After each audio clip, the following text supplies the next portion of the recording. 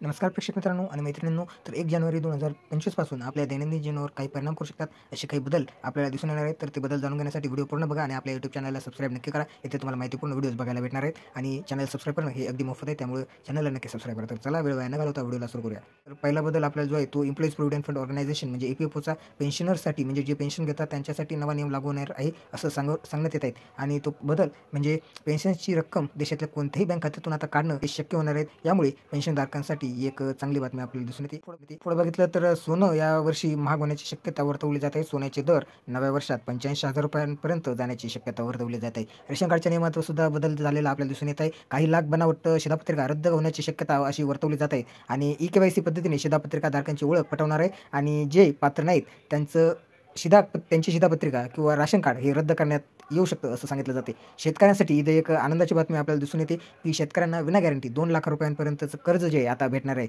WhatsAppसुद्धा बंद होणार आहे, पण सर्वांचं नाही, तर जे जुने व्हर्जनचे मोबाईल्स किंवा जे जुन्या ऑपरेटिंग सिस्टीमवर चालणारे फोन आहे त्यावर WhatsApp चालणार नाही असं सांगण्यात येत आहे. आणि हो, जर तुम्ही गाडी घेण्याचा विचार करत असाल तर तुम्हाला तुमचं बजेट थोडं वाढवावं लागतं, कारण की Hyundai, मारुती सुझुकीच्या गाड्यांमध्ये सुद्धा काही वाढ म्हणजे त्यांच्या किमतीमध्ये काही वाढ होताना आपल्याला दिसून येऊ शकते आणि गाड्यांचे स्पेअर पार्ट्स सुद्धा जे असतात ते सुद्धा महाग होण्याची शक्यता वर्तवली जाते. आणि UPI पेमेंटची जी मर्यादा आहे ती सुद्धा वाढवण्यात आलेली आहे. त्यामुळे स्मार्टफोन किंवा इंटरनेट नसेल तरी सुद्धा UPI 123 पेने पेमेंट करणं आता शक्य होणार आहे. UPI 123 पेची पेमेंट मर्यादा आता 5,000 वरून 10,000 रुपये अशी करण्यात आली आहे. तर कसा वाटला हा व्हिडिओ कमेंटमध्ये नक्की कळवा. व्हिडिओ आवडला तर लाईक करा आणि आपल्या फॅमिली ग्रुपवर नक्की शेअर करा. आपण भेटूया पुढच्या व्हिडिओमध्ये. धन्यवाद.